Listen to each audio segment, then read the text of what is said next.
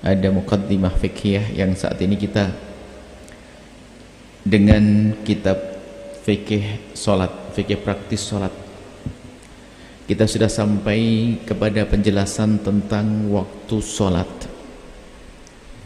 Waktu-waktu salat fardu sudah jelas. Waktu-waktu salat fardu yang 5 adalah sebagai berikut. Salat zuhur dimulai dari saat tergelincirnya matahari ke arah barat setelah waktu istiwa. Waktu istiwa adalah waktu di saat matahari tepat berada di atas kepala kita. Waktu zuhur ini berakhir saat bayangan suatu benda sama dengan benda tersebut.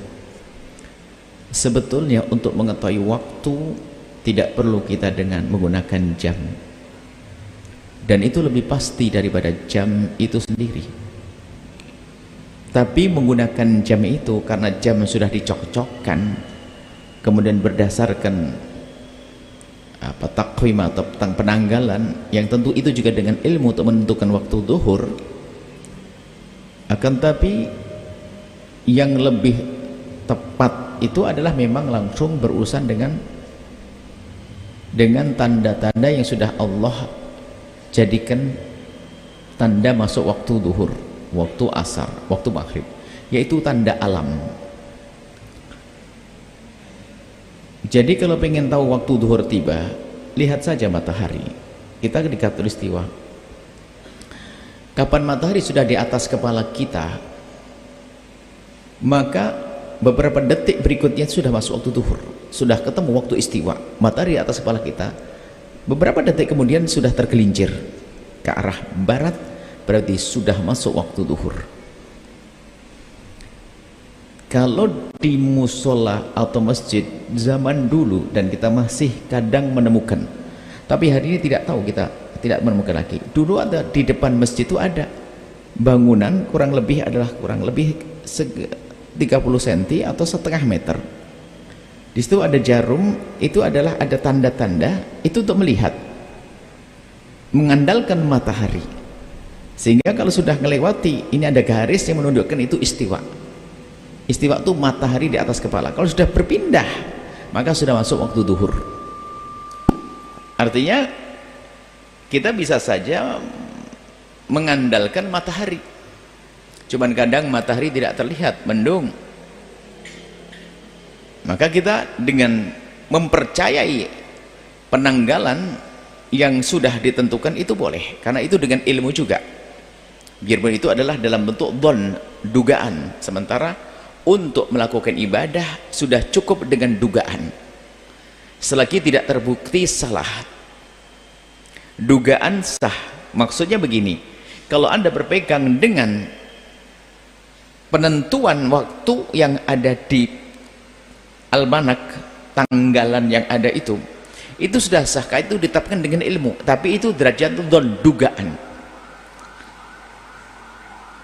Kalau dugaan ini bertentangan dengan kenyataan, la ibrata bidzannil bayyin khata'uhu, maka dugaan nggak dianggap.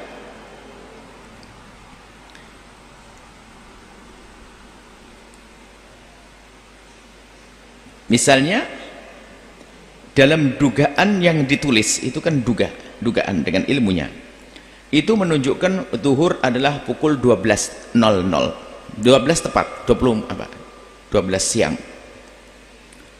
Akan tapi di alam nyata ternyata 12 itu masih jauh, matahari belum tergelincir. Makanya yang perlu kita percaya mataharinya, bukan penulisan, bukan yang ada di almanak. Cuman almanak itu kan dengan ilmu rata-rata sudah tepat, kurang lebih hampir tidak pernah ada perselisihan. Atau mungkin karena hampir jarang orang memperhatikan, tapi karena ini dengan ilmu sudah tepat, kurang lebihnya pas. Kalau seandainya kita itu penasaran, pas nggak sih, tak tahunya sudah kita lihat sudah jam 12 waktu zuhur dalam tulisan, ternyata matahari masih jauh, maka yang kita pegangi adalah di alam nyata.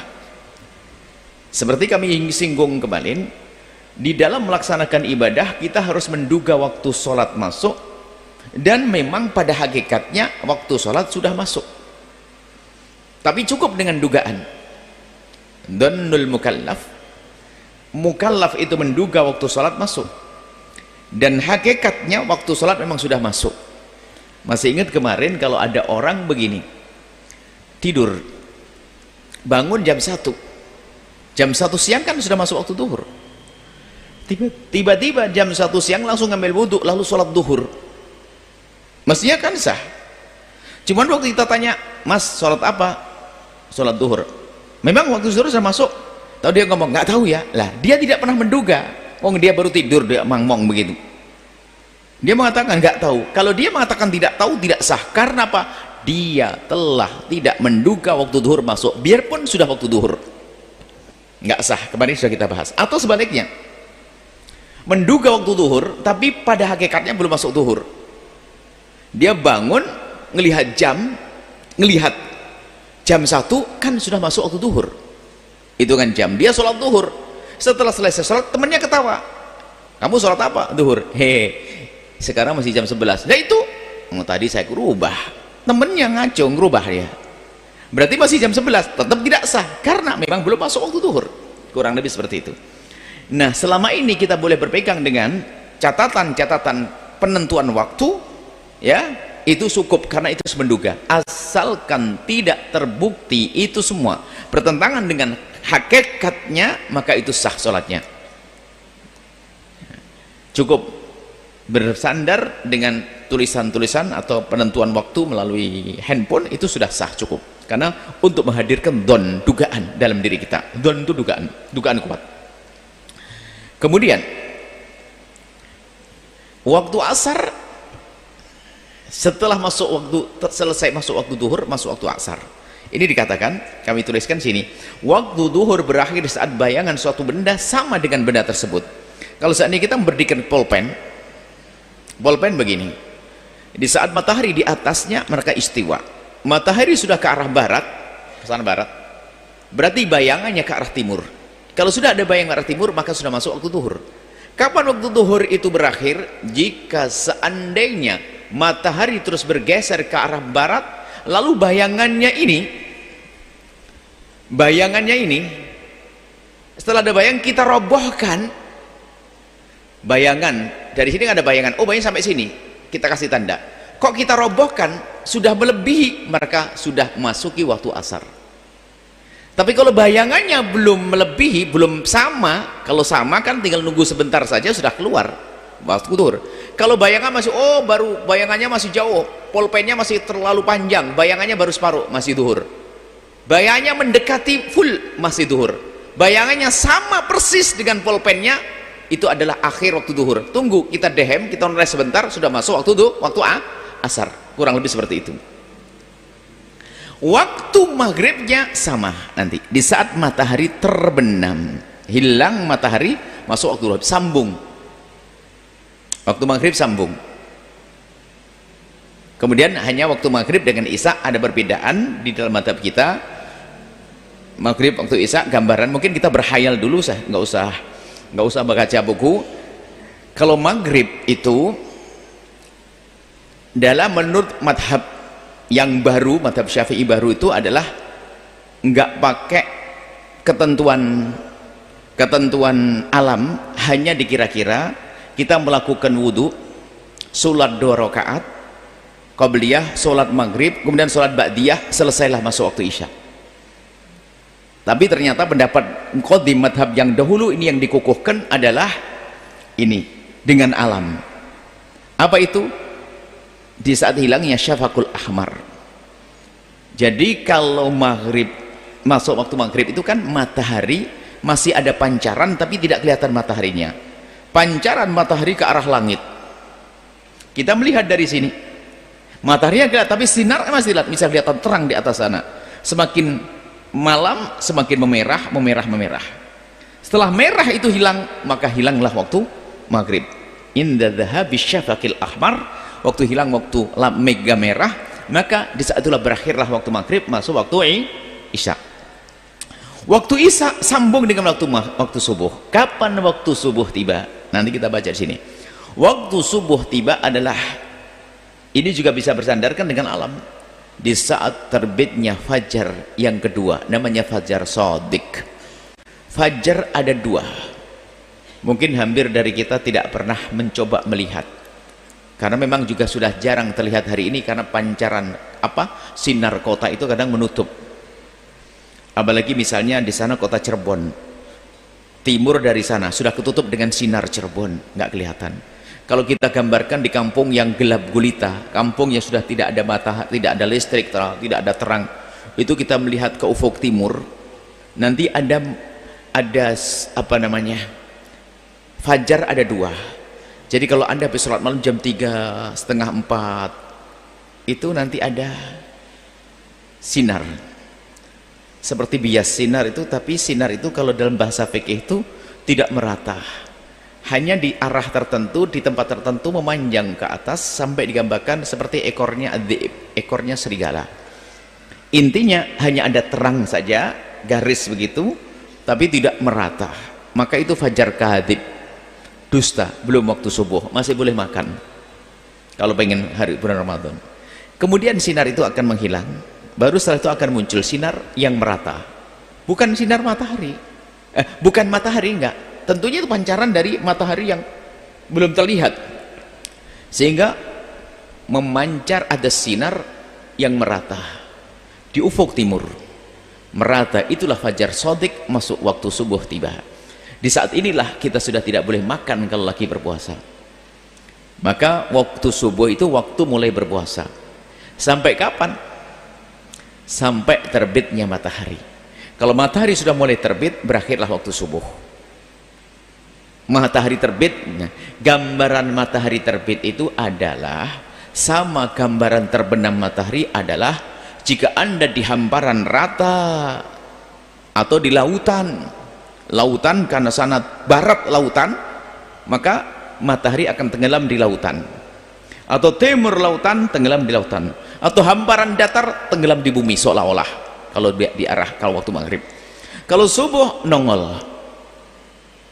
Jadi waktu maghrib itu kalau sudah matahari terbenam, tidak tampak karena tenggelam ke bumi, padahal bukan tenggelam secara sesungguhnya, hanya tidak terlihat di dataran hamparan, itu maghrib. Jangan salah, standarnya yang penting matahari terlihat. Hidupnya di bukit-bukit, jam 4 sore sudah ketutup bukit, alhamdulillah sudah maghrib, mau buka puasa. Bukan itu. Jadi harus gambarannya adalah hamparan yang rata. Sebab kalau dari Majalengka sini misalnya, ya, matahari jam 3 sudah nggak kelihatan. Apalagi pondok kita, salah satu pondok namanya di Cikalhang sana, jam 4 sore sudah ketutup matahari. Wah, maghrib, enak, buka setiap hari pergi ke sana aja biar bukanya lebih awal. Bukan yang tertutup dengan bukit-bukit, akan tapi hamparan yang rata, matahari terbenam, itulah waktu maghrib tiba. Begitu juga berakhirnya subuh di saat matahari mulai tampak. Kalau maghrib terbenam secara utuh, kalau berakhirnya subuh, baru ngintip matahari sudah berakhir waktu subuh. Matahari mulai mengintip, terlihat itu berakhir waktu subuh, isyraq, terbitnya matahari. Baik, ini adalah masalah waktu. Kita baca gambaran waktu seperti itu. Contoh, jika sebuah pulpen ditegakkan di bawah sinar matahari lalu terlihat panjang, bayangannya sama dengan panjang pulpen, maka hal itu menunjukkan bahwa telah berakhirnya waktu duhur. Dan jika bayangannya lebih dari panjang pulpen, maka hal itu menunjukkan bahwa telah masuk waktu asar. Sholat asar sekarang waktunya adalah waktu asar dimulai saat bayangan suatu benda melebihi benda tersebut. Ada gambarannya, bayangannya melebihi. Begini ada bayangan, kita tutup begini, tapi bayangan masih lebih, berarti setelah masuk waktu asar. Waktu asar berakhir saat terbenamnya matahari secara sempurna, utuh, karsus samsi. Matahari terbenam semuanya. Hal ini akan terlihat jika kita berada di hamparan yang rata. Kalau bukan di hamparan rata, bukan untuk ngukur. Sholat maghrib, waktu maghrib dimulai saat terbenamnya matahari dengan sempurna sampai hilangnya mega merah di ufuk barat.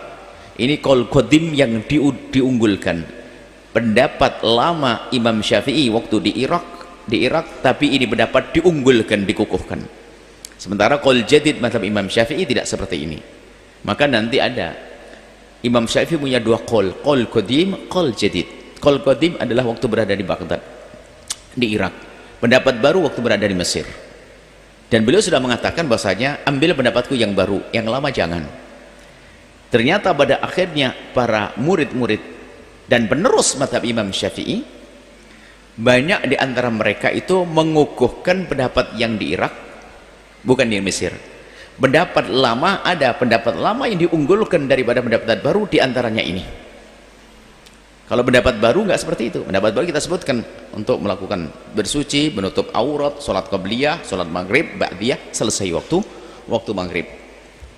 Sehingga tidak sambung antara waktu maghrib dengan, nah, beda dengan yang ini. Kalau ini sambung, karena dengan hilangnya mega merah maka waktu isya akan masuk.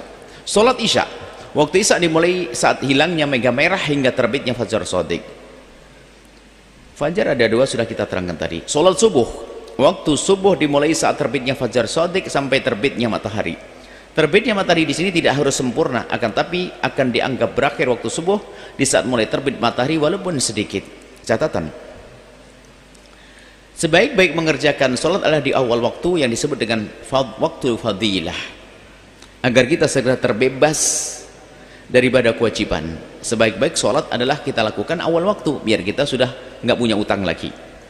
Sholat tidak di awal waktu tetap mendapatkan keutamaan jika untuk kepentingan seperti menuntut ilmu, menolong orang, atau menjaga orang sakit, dan saat di perjalanan. Jadi memang kalau bisa sholat di awal waktu biar kita sudah terbebaskan.